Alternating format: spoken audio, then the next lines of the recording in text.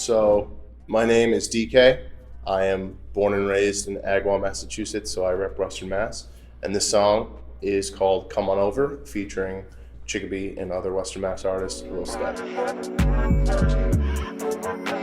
So the inspiration, sorry if you're seeing this, but it was about my ex-girlfriend. Sort of came home from being in Atlanta and reconnected with her after a year and a half, and a lot had changed between the both of us. And so this and a lot of the video aspects go into play with how our relationship was, how the reconnecting was, and sort of me like being like, yeah, I messed up, here's how it is. So that's sort of like trying to woo her back, essentially, is like the whole theme of the song, but doing it in more so a comical way, in the DK way, and I guess that's how I did it. We won't have to come back on the same shit. So it's actually 3 producers. So I heard this flute piano synth from this guy in Germany named Daniel Eilen, and I was just like in a free loop kit, and I was at my boy Sloon's house while Lagoon was recording, and I just had my headphones on and speakers on, and T.Y. Gracias was recording something, and it was going over the loop, and it was actually on key. So I was like, oh, cool. So what I was doing, I was hearing what he was doing and making a beat every time he would record. So every time that he started the recording, I played the beat in my headphones while they're recording something to a completely different beat. And I was like, wow, this would sound good, but like it needs more needs more substance. So I was like, okay. I looked through another pack, and there was like a free chorus pack that from this guy named Chubby Beats. And there was this thing that was like a sped up thing that was like, come on over if you're gonna have a good time, whatever. So I took that and tempoed it to the beat, made it in the key that it was, and then played it, put drums over that beat. So I made the beat from there, and I was like, wow, this is great. I'm gonna use that as the hook, and build off of that from there. And that's sort of where I went from there. Say you're the best to ever do this. I dropped my EP Snyder Street in late April, and then I kind of really pushed for the last month on that, and then I was like really trying to push other stuff. And Come On Over was a great song, but it was a song that I felt like needed something with a video, which is what I'm doing now, putting a video at the same time of the song, because it just gives the listener more of where I'm coming from it. Because it's about a girl, but it's not necessarily sad. It's more so like sensual and more of a vibe of that nature. And it's also sort of just showing the audience who I am as a person. I'm not this atypical R&B singer. I don't have the look of one. I don't have the voice of one. I'm different. So it's sort of encompassing all of that, trying to do that. So I decided to do that, film the video in June. It's coming out on July 10th, but by this time the thing will be out. So it's already out now, and you can go watch it.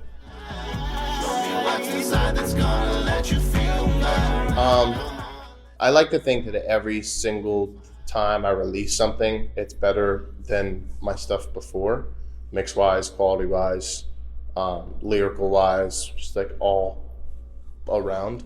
I make a lot of music. I make a lot of beats. I kind of have like what I'll do is I'll make 30 beats. I'll do 5 songs over those beats, or over other people's beats or collab beats, regardless, and I'll pick like 1 or 2 to release. So I always am like looking through my demos and songs that I make, and this one was just fitting right. So yeah, that's how I kind of put that out there. They're seen as products.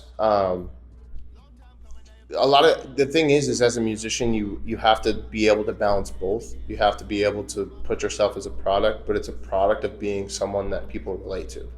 So it's like you're a product, but it's like I'm that product, and that's a person. You're like, I want to be that person. I want to be around that product, meaning I want to be around that person. So it goes hand in hand together, I think. I think that some people look at you as a product if you're at a certain level. And some person, they like the music, but they don't necessarily understand the person, and it goes vice versa too.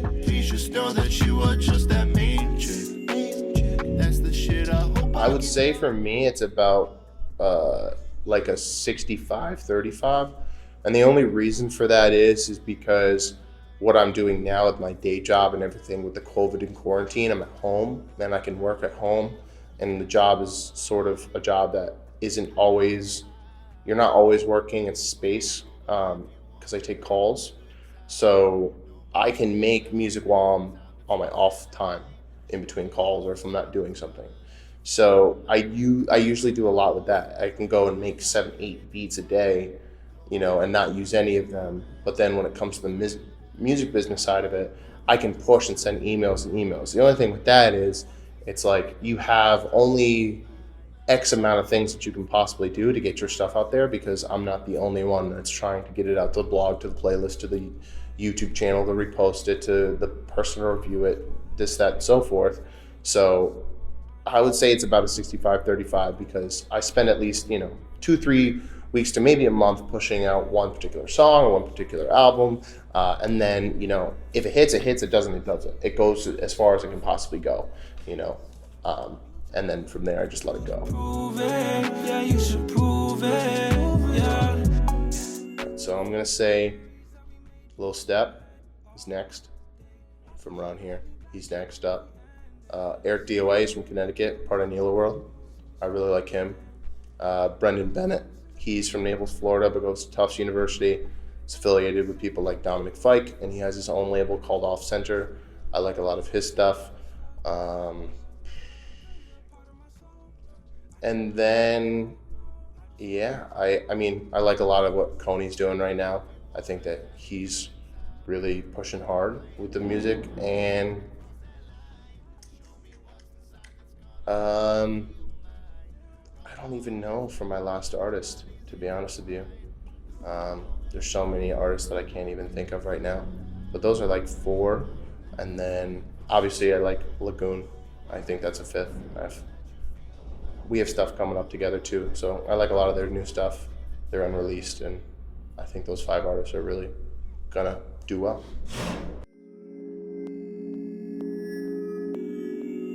I ask myself that every time, but I think with this video, and again, it could be a flop, it could go crazy, or it could just do what it usually does for me. I think the way I am, how I act, and just I find myself sort of as an anomaly almost, and I know everybody probably says that, but there's not really a kind of guy that just looks the way I do. I'm a 6'4", 260-pound bald dude singing.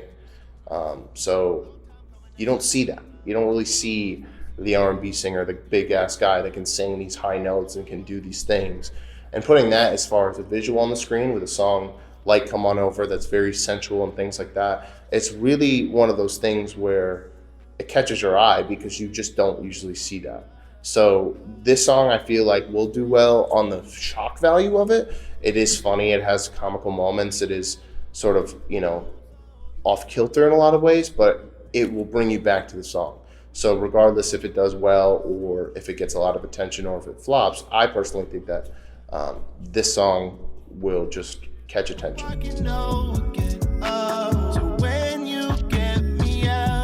It's really tough because Step did such a good job on the song, and the song's already 4 minutes long. So I don't even really know.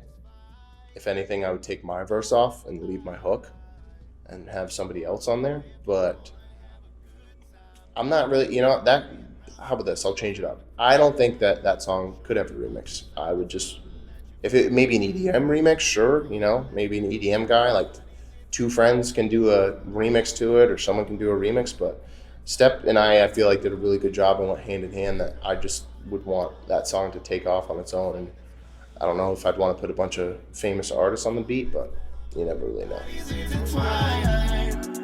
Come on over, babe. Some things I learned from my last project were that everybody has their own favorite DK sort of songs that they like. And I think I really hit on those points on my last project. I think I really melded a both of like amped up and sad and melancholy and, passionate. There was 4 songs in there. Convenient was sad, Bad was more hype, Aimlessly was more sort of soothing and sad, but not really. It had a different vibe. And then Stronger was more so trying to get people, to to see the light and be more happier and see the positives. And I think everybody had a different favorite. And so being able to do that from there on and be like, okay, I'm going to give people something new every single time. I'm going to always go and break a boundary, because my biggest thing is like, you can't just stay in one place the whole time. You really have to be able to bend genres and be new and try new things, and put it out there, because you have to be able to see, okay, this fan base didn't like this liked this. What was bigger than, what song did the most, what song did the best out of all of them. So you just have to look at the statistics of your plays and things like that, and what people respond to you, what people text you, what people retweet you, in order to change your oncoming music, your taste, how you're going to go into every single session.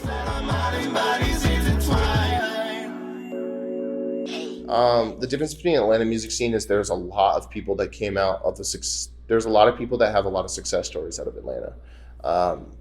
And there's not a ton out of Massachusetts yet. And I think that Massachusetts will be having its time within the next 5 years.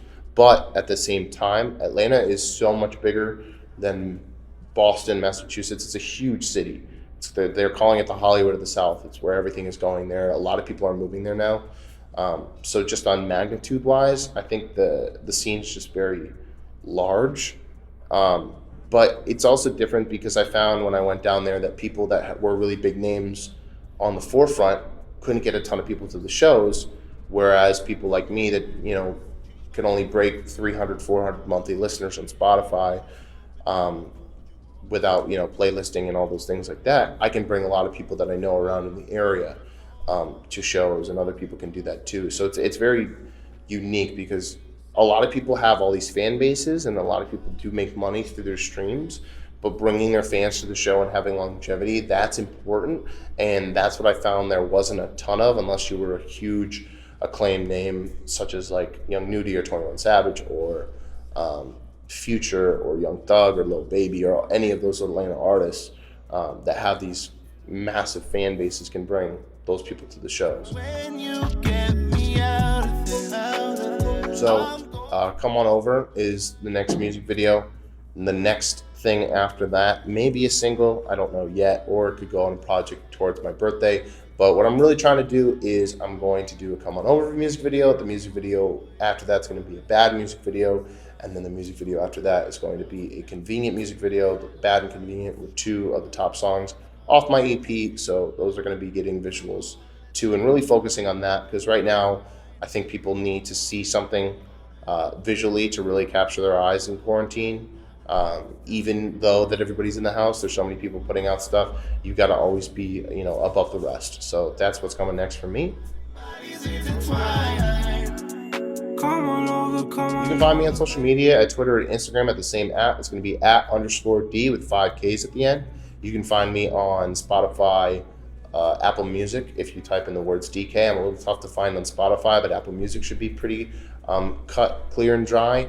And you can find me on SoundCloud and Facebook by typing in facebook.com or soundcloud.com/DK Music. I told you to prove it. Yeah, you should prove it.